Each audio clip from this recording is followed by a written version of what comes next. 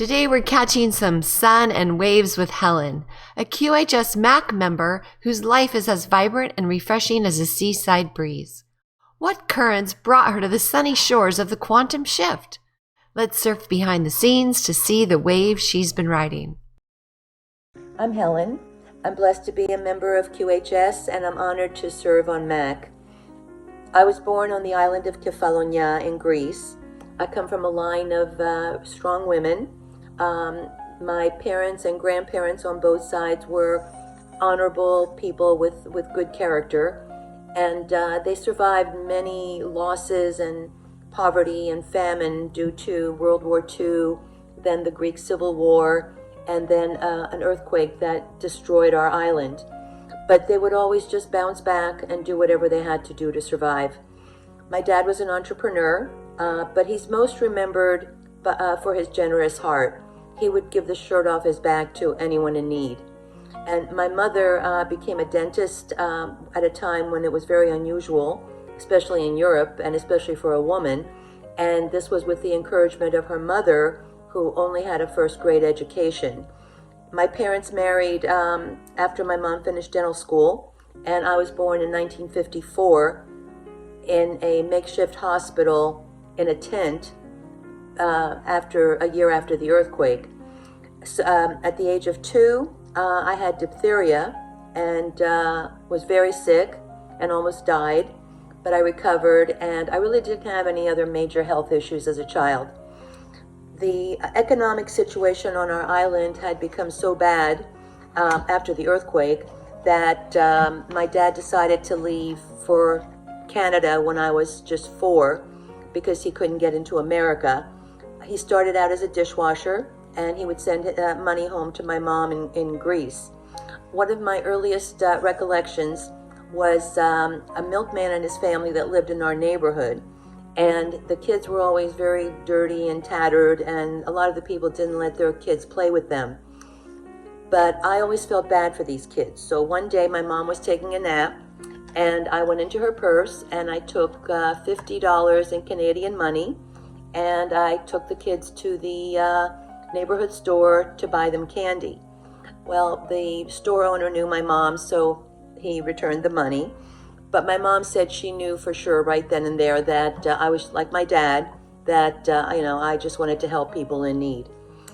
My mom and I finally joined my dad in Canada when I was 5, and my mom was accepted into the University of Pennsylvania about 6 months later, so she could get her dental degree all over again. So we left my dad in Canada and we moved in with my great aunt and great uncle outside of Philadelphia. And I started first grade. I learned English pretty fast. And my mom would be gone all day to school in Philadelphia, so I would walk to school by myself. And after school, the problem was I couldn't go home because my great-grandmother who lived with us had Alzheimer's, and she was out to kill me with a knife that she kept in her pocket. So instead of going home, I would have to roam around the neighborhood until my grandmother got home from work around 5 or 5:30. We didn't have money for babysitters, so that's just how it was. But after 2 years, we went back to Montreal when my mom's visa expired, and we lived very modestly in a small one-bedroom apartment. I was active with sports, dance, and piano lessons. And I also loved playing football with the boys in the park across the street from our apartment building, and I definitely have the injuries to prove it. My parents worked hard. They saved every dollar, and eventually they bought a motel in Atlantic City, and we finally moved to America when I was 14 years old. Other than sports injuries, my only health issue to this point was low blood sugar. So if I didn't eat, I would get lightheaded and become irritable. I was pretty much a natural leader. I eventually became president of the student council, and I was also a bit of a ringleader, just usually coming up with fairly innocent schemes to get myself and my friends into. But I always made it a point, though, to associate with the less popular kids because I always had radar for the underdog. In the summers, I worked in the motel, And actually my biggest struggle was that my parents were very strict and overly protective, like a lot of old-time Greek parents are. But I always managed to devise ways to get out of the house, since I wasn't allowed to date and I wasn't allowed to even go out with friends very much. But I would just, find ways to get out of the house and just do normal things that other kids took for granted. You might say I was a little bit of a rebel. My senior year in high school was the worst year of my life. My dad died of lung cancer, and I have missed his guidance and his wisdom throughout my entire life. But I wasn't even given a chance to grieve before our partners told me that I needed to replace my dad in the business. So I would have to work after school in the motel, and also in the summers up to 60 hours a week, 7 days a week, with no day off and no salary. Money was tight due to it being a new business, and as well as overwhelming medical expenses that my mom had. But she still encouraged me to go to college that year, and I'd return to work every summer, while I was in school. I graduated college with a degree in communications, and besides working at the motel, I held different management positions in the retail and hotel industries. In 1978, I went to work for Resorts International, which was the first casino hotel in Atlantic City, and that's where I met my husband, Gary. Gary's background is very different from mine. He was born in California, raised in Las Vegas, and his parents became alcoholics when he was very young, so he had a very unstable home life. But he was determined to be different from his parents, and he worked very hard for that.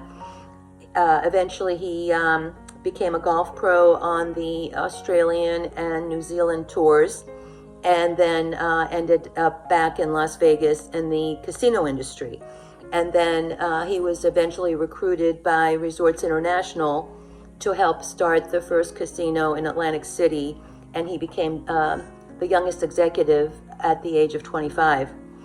So we married in 1980 in a big fat Greek wedding, and in 1983 we had our son John, who was our greatest joy. At this point, Gary had had enough of the casino business, so we moved to Daytona Beach, Florida, and we owned different businesses, starting with a beach concession, and then a franchise, and then after that, the network marketing industry. But we eventually moved to the Orlando area, and in 2003, we started our biggest business venture, which grew into a successful international company. But our motto was, if you're blessed, then you must be a blessing. And so we were able to create a charitable division that benefited children, veterans, and homeless people. But just like my parents, we faced one obstacle, one trial, and one setback after the other. Too many to mention here, but we always regrouped and kept going. And this is why I appreciate Cynthia and Dr. Alfredo so much for all they've been through, and they never gave up. But in 2007, I was totally blindsided by the biggest trial of my life. My daughter, Terry, got a terrible stomach virus while in college, and all of a sudden, she couldn't be upright without blacking out, bizarre neurological symptoms, horrible headaches, 24/7, seizures, and much more. She became bedbound and in constant pain and suffering. But we embarked on a 17-and-a-half-year journey that's still going on, from doctor to doctor, hospital to hospital, and no one could explain what was happening until I finally found a Lyme-literate doctor who diagnosed Lyme disease. I had no idea how controversial Lyme was, how difficult it was to diagnose and treat, or how ignorant medical doctors were. So it was so bad that they denied she even had it because of their flawed testing. And at one point, they even suggested that I might be suffering from Munchausen by proxy and making her sick, because they didn't have an answer. My husband was listening to the wrong doctors, which caused a lot of conflict, but I did not budge. I spent every moment researching, making contacts, and taking Terry to countless doctors and treatments all over the country and even outside of the country, but unfortunately all to no avail. Eventually, she was diagnosed with 3 major conditions: Lyme disease, ME/CFS, and atlantoaxial instability, all 3 of which are debilitating conditions. They can cause debilitating symptoms and are all shrouded by medical ignorance. Meanwhile, I discovered that millions of people were suffering, and many without any support or any kind of guidance or direction. And this propelled me into advocacy, which I do to this day. But now, in the middle of this nightmare, my mom's health declined, and I became her caregiver as well until she died. And also during this time, I went through a series of life-threatening events with Gary, where he almost died with a very serious colon condition and surgery, and later emergency open heart surgery, and then cancer. So also at that time, I was also helping with our neighbor, our nephew's 2 girls, whose parents were both dealing with addiction issues. So I took on a mother role and in every area of their lives, basically. Meanwhile, all this stress finally started to affect my health, and I had dropped down to 95 pounds. My hips were bone on bone from osteoporosis, and the ACL sprain in my knee worsened, and so I could barely walk without shuffling or dragging my feet, and I was in constant pain. On top of that, I was diagnosed with a thoracic aneurysm that is still close to needing open heart surgery, and also nodules on my lung.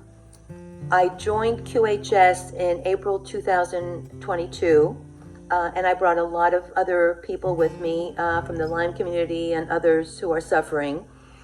I thank God for the device that eventually helped me to avoid the surgery and to be able to walk again. I just cannot wait to see what happens with the V9 and, of course, the QArc. But I believe with all my heart that our number one purpose on this earth is not for our own selfish purposes. Our number one purpose is to serve God by serving others. And that's why I'm in QHS.